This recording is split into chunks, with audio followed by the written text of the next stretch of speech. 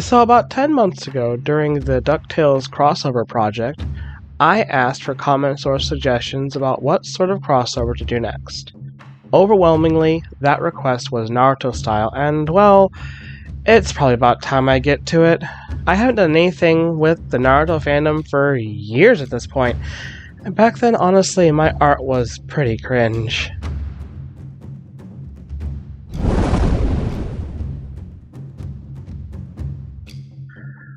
So enough of that. I know I've improved since then.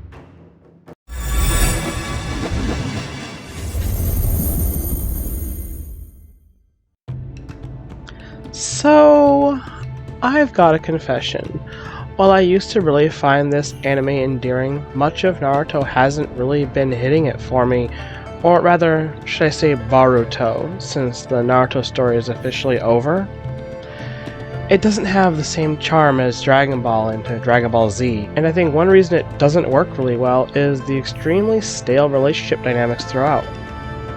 I've been so uninterested in continuing the story, I actually didn't make it past the 4th Shinobi War, where Naruto and Sasuke lost their arms.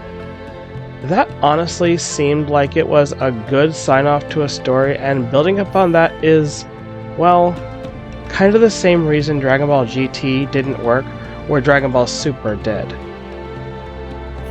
That's why art for this week is not only based on popular response from the audience, but also a team that I think deserved a lot more recognition through the series than what they really got, and why I will perish on the mount of saying that Rock Lee and his ninja pals is by far the superior spin-off to Boruto. But rather than go into a long history about the Naruto franchise that was created by Masashi Kishimoto in 1999, it did run for 15 years until November 10th of 2014, so it actually lasted about as long as the original run of Dragon Ball. That makes sense. Kishimoto was a huge Dragon Ball Z fan, and you can kind of tell in the protagonist designs and the similar themes. Did you know the original pilot for Naruto was actually more like Dragon Ball? Originally, the titular character was a child of a fox demon being raised away from the city by an old man. He even had a tail. Personally, I'd be interested to see what the story might have looked like if we'd followed that original plot. But anyway. So, Team 3, also known as Team Guy, consists of 4 ninja living in the village of the Hidden Leaf. The leader is Maito Guy, played here by Ashley Campbell. Shane represents Rock Lee, and Patty is Hyuga Neji. Rounding out the group, we picked Blair for 1010. I know that goes a little counter to the suggestion, but hear me out. We chose these characters based on qualities we feel they have in common with those they represent. Shane is very youthful, boisterous, and pursuant of Madeline, much like Rock Lee is of Haruno Sakura.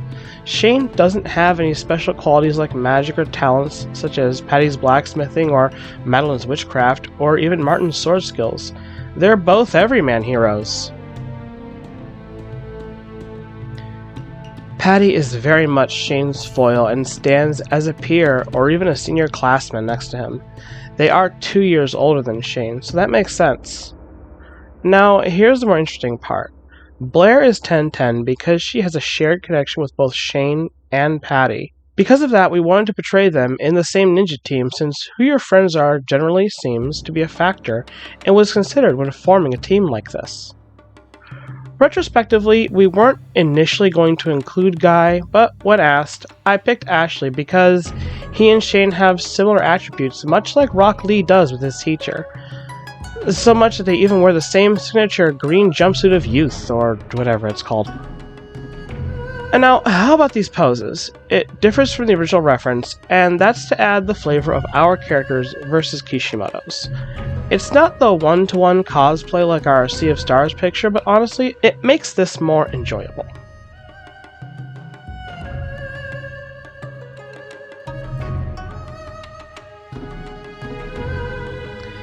Shane's main 2 talents deal with playing cards and his V-Dog, so I went with the instrument for this one, since we've already shown him with cards. Ninjas who use music as their skills isn't exactly a new concept. One of them played a key role in Naruto as an antagonist during one of the earlier arcs. Oh hey, and that's the thing too. In this picture, Shane is 13, Patty's 15, and Blair is 16. However, their sizes might make it a little deceiving. I find that interesting though, because it gives me the opportunity to point out something that really actually bugged me a lot when it came to Naruto characters. They do not look right for their ages. Keep in mind that these were all 14-year-olds. These were all 12-year-olds, and she was 15 when you met her.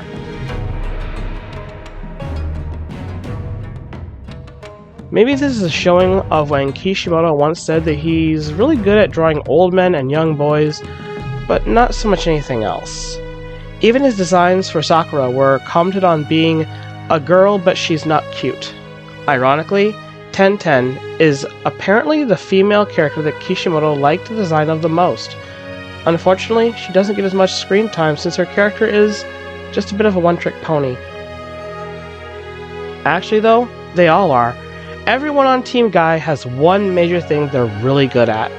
Lee is good at fighting, Guy is a great motivator, Tenten is good with weapons, and Neji really rocks his family's bloodline ability, the Byakugan.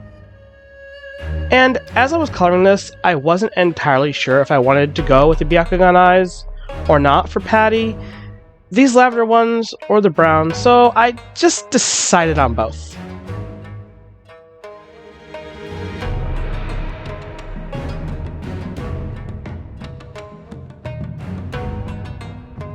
It really doesn't matter anyway, since apparently their eyes don't need to constantly be like that. Even if the mangaka once said that he forgot to put in the special eyes as part of the character's final design in Himawari and Boruto. Gosh, if you didn't know I had sore feelings about the series before. And no hate for anyone who actually likes it though. The story and the direction of the characters just went in a different direction, whereas my interests went in the opposite. Tangent. So, Shane's got a magic ninja flute. What about Patty? What could that hammer mean? Well, it could be simple. Someone who's good at making ninja tools like kunai and shuriken.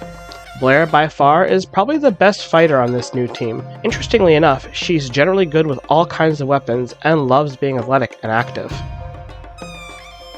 And Ashley, well, he does as Ashley would do. Brewmaster, merchant. I know you're like, that doesn't sound very ninja, but hold it. That's where I'm bridging the gap into the fantastical ninjutsu of Naruto and anime fandom into a more historical understanding of the genre.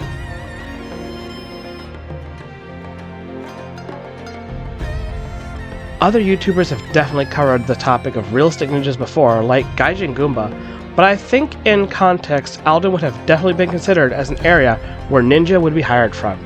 Let me explain. If Alden were located in Japan instead of Scotland, our story would take place in the Kamakura period, which marked a cultural shift away from decadent aristocracy into a warlike military class. Realism in Japan began at this time, but it wouldn't be until 100 years later that the revolts against the samurai that became the ruling class of Japan would begin to take place. This is what we commonly know as the Sengoku period, the Warring States area, or feudal Japan. This refers to the period of Japanese history between the 1400s and the 1500s, though the exact date is highly debated. Some historians say that it began when Some historians say that it began when Oda Nobunaga marched into Kyoto in 1568, or during the Shimabara Rebellion in 1638. However, that typically falls into what many consider to be the Edo or Tokugawa period, where wealth was measured in rice. Regardless of the dates chosen, the Sengoku period overlaps substantially with the Muromachi period, which is marked by the rise of power of the Ashikaga shogunate.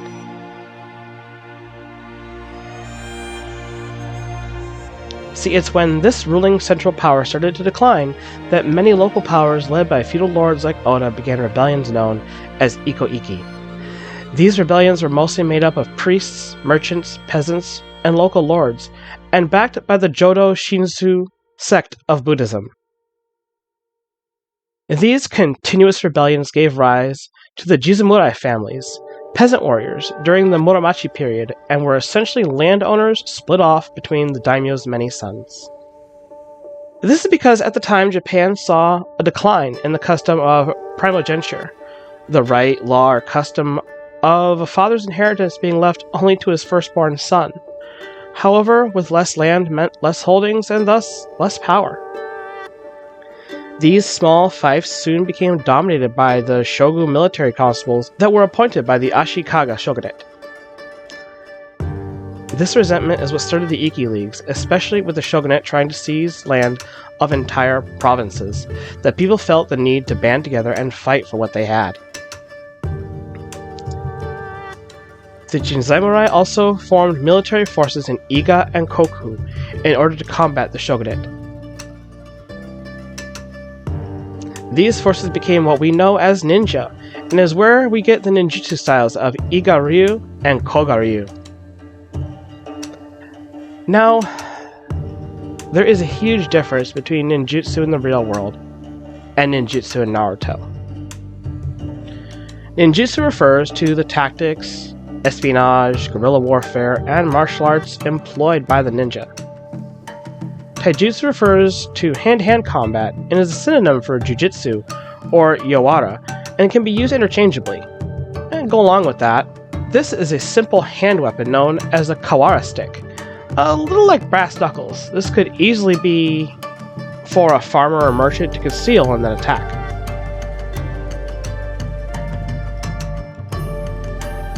Historian Kiyoshi Watani states that the ninja were trained to be particularly secretive about their actions and existence. Quote, so-called ninjutsu techniques, in short, are a set of skills of shinobi no jutsu and shinobi jutsu, which have the aims of ensuring that one's opponent does not know of one's existence and for which there was special training. However, some ninjutsu books describe specifically what tactics ninja should use in a fight, and the scenarios a ninja might find themselves can be deduced from those tactics. For example, in the manuscript of Kanrin Seiyo, there are 48 points of ninjas' fighting techniques, such as how to make makibishi or caltrops from bamboo, how to make footwear that makes no sound, fighting techniques when surrounded by many enemies, precautions when using swords at night, how to listen to small sounds, kujikiri that prevents guard dogs from barking, and so on.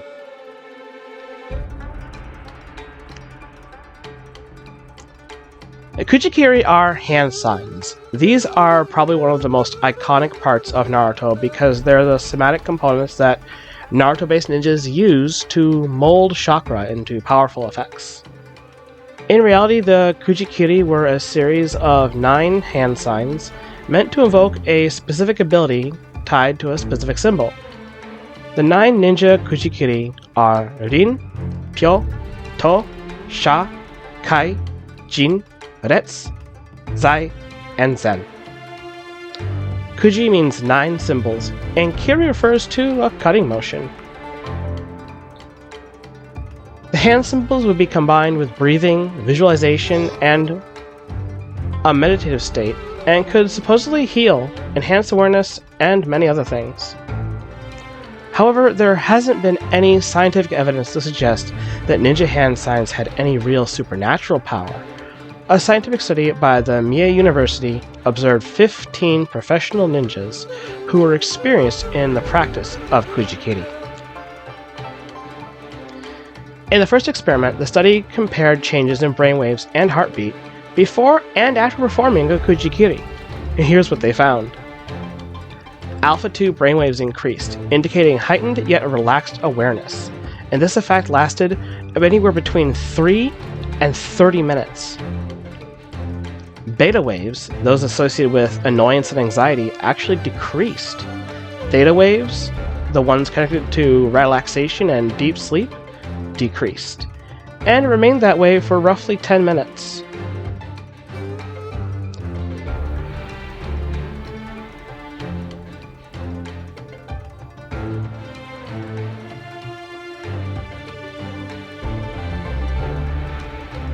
I just want to take a minute now to look at Shane, completely done and shaded.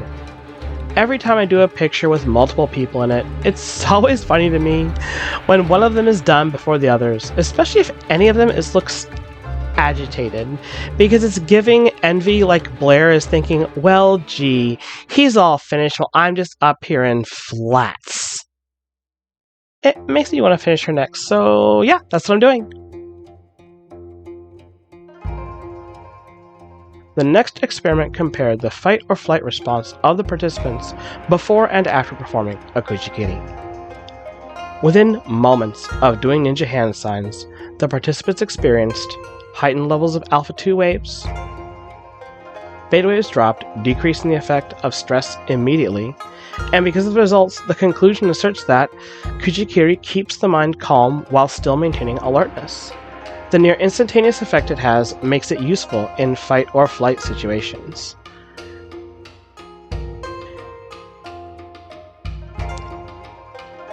And this sheds light on why ninja used it so extensively, and honestly make Kuchikiri worthwhile for martial artists and self-defense instructors to study. Interestingly, the brainwave results are similar in studies about meditation. One advantage Kuchikiri has over meditation is its speed of inducing a calm state of mind.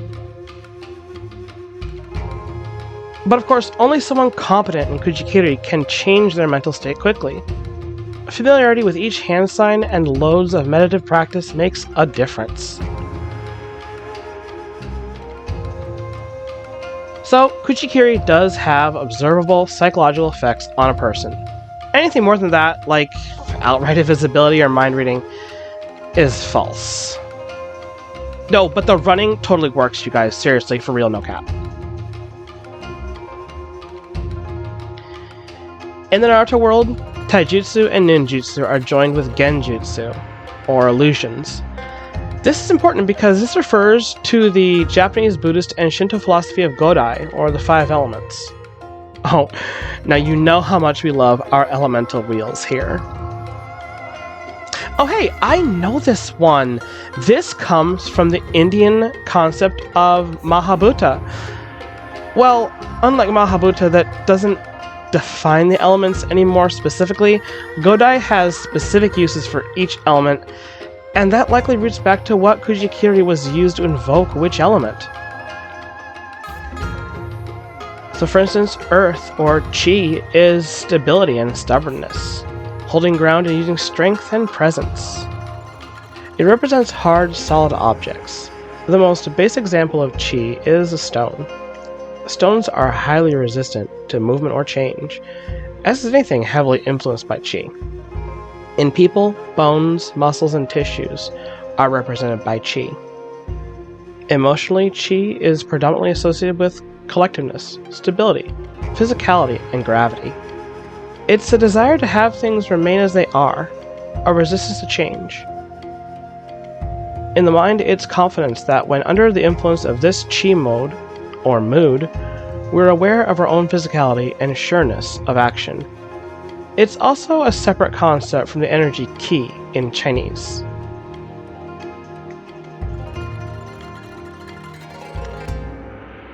Water, or Sui, is about flexibility and emotionalism, defensive angling and footwork to overextend the attacker before counterattacking. It represents the fluid, flowing, and the formless things of the world. Outside of the obvious examples of rivers and the lake, plants are also categorized under Sui, as they adapt to their environment, growing and changing according to the direction of the sun and the changing of the seasons. Blood and other bodily fluids are represented by Sui, as are mental or emotional tendencies toward adaptation and change. Sui can be associated with thought, defensiveness, adaptability, flexibility, suppleness, and magnetism.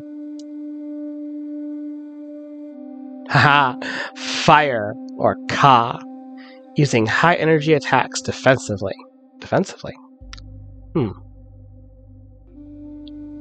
Well, fire represents the energetic, forceful, and moving things of the world. Animals capable of movement and full of forceful energy are primary examples of Ka objects. Bodily, Ka represents our metabolism and body heat. That's why I get cold so easy. And in the mental and emotional realms, it represents drive and passion. Oh yeah, like my art. Ka can be associated with security, motivation, desire, intention, and an outgoing spirit.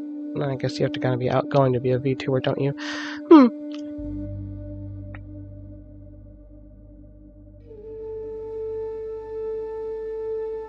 I noticed that, at least for me, with both of them finished, Blair and Shane kind of become the default focal point of this picture. Patty and Ashley kind of fade into the background.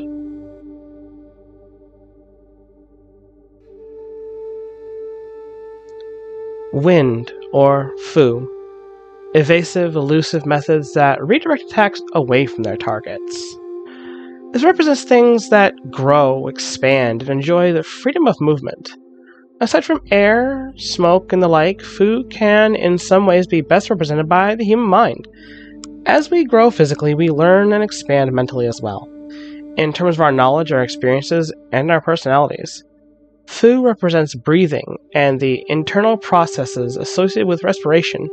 Mentally and emotionally, it represents an open-minded attitude and carefree feeling.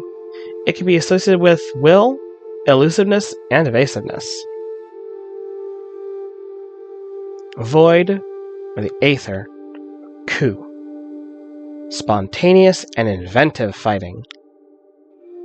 Most often translated as void, it can also mean sky, heaven, or environment. It represents those things beyond and within our everyday comprehension, particularly those things composed of pure energy before they manifest. The emptiness that energy is made up of. Bodily, Ku represents spirit, thought, and creative energy. It represents the creation of phenomena. It can also be associated with the potential of power, creativity, spontaneity, and inventiveness.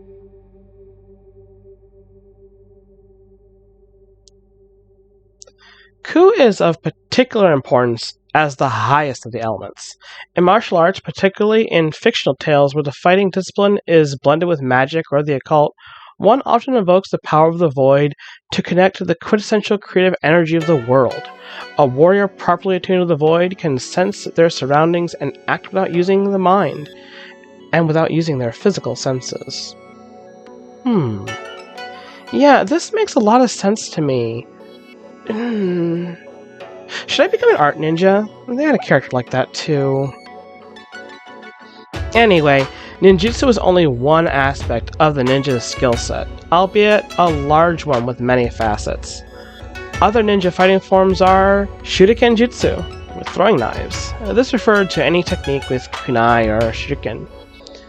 Kenjutsu were sword techniques, and combat of this nature was generally done with a specialized blade called ninjato. The sword is designed to be smaller and more easily concealed than the samurai's large katana. Soujutsu, or spear techniques, and spears could be substituted for various farming tools like hoes and pitchforks. In this way, many ninja had a weapon at their disposal while they seemed to be harmless field workers. And Bojutsu, or bow staff techniques. This worked similarly to the spear techniques and were often used with improvised weaponry. There are many other skills and tools, from poisons to smoke, that ninjas would use to carry out their guerrilla tactics in order to save their land from the shogunate, and that reminds me very much of the Scottish Rebellion that was at the time taking place on the completely opposite side of the continent. Ninja used the skills that they had for deception, like driving a cart as Ashley or playing music as Shane. They were crafters and merchants like Patty, or peasant warriors like Blair. Although by the 1700s the ninja had already faded into obscurity, tales of the ninja using the elements to their whim, walking on water, invisibility, etc., are all myths that began with the Meiji Restoration in 1868. There's a lot of 8s around ninjas. By that time, the ninja was popular and romanticized throughout Japan and were depicted vastly different than simply being the covert spies of the Sengoku period.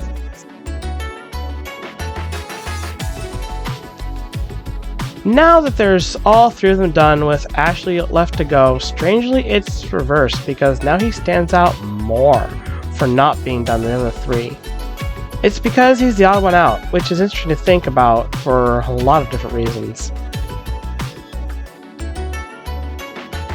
This is actually going to be the first picture that I finish of Ashley. Well, it was gonna be. But then I sat down and looked at it, and I just ended up thinking to myself that I really wanted to do something with his bingo book first. He's gonna have a bit of a rocky introduction in episode 4 for a very important reason. Ashley is, of course, Blair's father, and he hasn't been apprised of how Patty feels for his daughter. How that's gonna go is anybody's guess.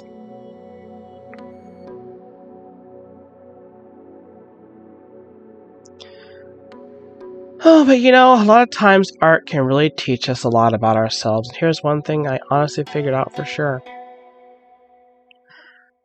I never want to do anything Naruto related ever again. Sad it is to say it, and even though I really put my all in this piece to make it look as nice as possible, so I won't ask you to comment on any more Naruto related pieces. Instead, what are some other anime styles I could do? Obviously, we've opened this up to being more than just the main trio, and I always enjoy a good crossover. Technically, I've done a DBZ crossover already, but I'd be open to more of those. So what I will ask for in the comments this time is to name me some animated shows or anime, and what characters up to any 3 of the ones I've done bingo book pages for. Which ones are those? Have a look at the end of this video for our bingo book playlist. I keep adding to that every other week, so the options keep expanding as we go.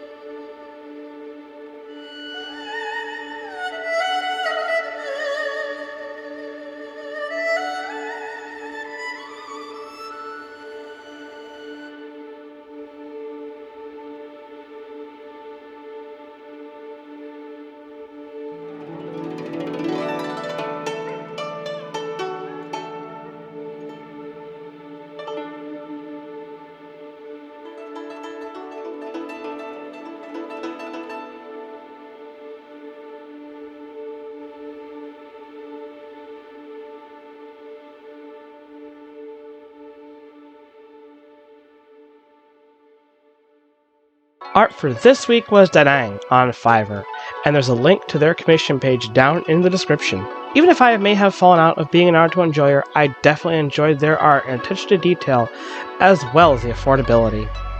Art for this channel wouldn't even be possible, however, without the help of our patrons. Monetization on YouTube is not enough to keep us going, so please follow the Patreon link down in the description to help Tales of Atonement keep going long term. We have a lot left to do and a big story to tell, and we simply can't do it without your help. Besides, there's a ton of extras only available on Patreon that won't be available for months on YouTube, if ever. Some of our great patrons include Pammy Poo, Shadow Fox, Arya Gamari, Charles Tam, Jace Moreland, and Lunder Lumen. Thank you all for watching and supporting our story.